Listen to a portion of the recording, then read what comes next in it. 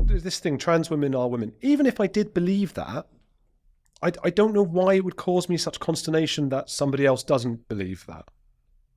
Unless you're so unsure deep down of your own conviction that other people not believing it makes you feel insecure.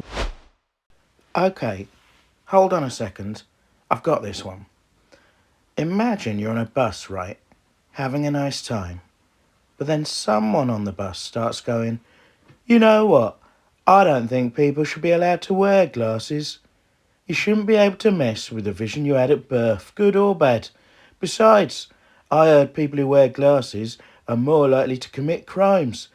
And you can't trust them around kids." Now, that's a bit rude. And a bit weird, honestly, but that's okay.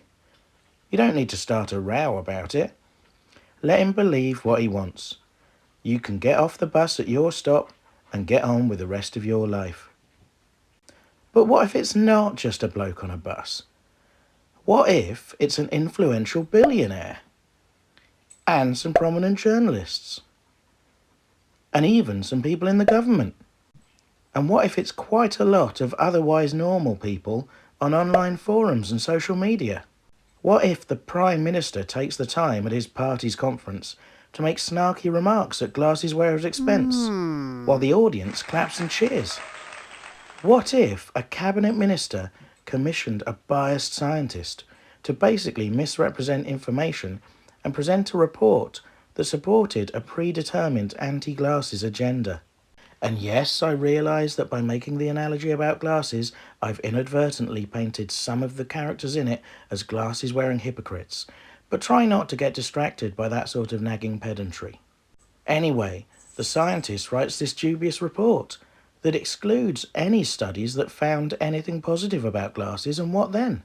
What if prestigious scientists and academics around the world criticise the report and point out its flaws and biases, and medical organisations around the world reject its findings? And what if there's a general election and the party that wins campaigns on the idea that they'll deliver change? And even after all that, the new government say, "Yeah, we're going to use that dodgy report to shape government policy going forward." And all your non-glasses wearing friends say, "Oh, that's a pain, isn't it? Still, at least we got the Tories out. That's the main thing." And then the government bans all glasses, so you can't read or drive or hold down your job. Or maybe they don't go quite that far, but they say, "Look, what you wear on your face in your own home is your own business, but people who choose to wear glasses will have to be barred from certain facilities for the safety of others." And also, they say they're banning eye tests for the under 25s because they don't want young people to be captured by glasses ideology. So now, this government's anti-glasses stance, that you are powerless to change, by the way, is badly affecting your kids, who are miserable because they can't see anything properly.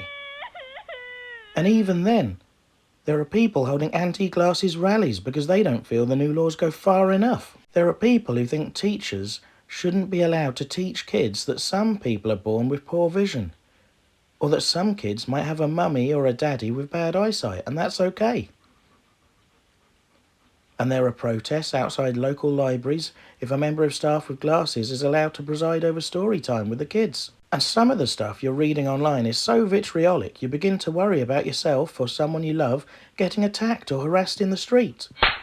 At some point during all this, you might start to realise that the laissez-faire, do what you want, not everyone has to believe the same thing approach only works if the people who believe different things have embraced the same attitude.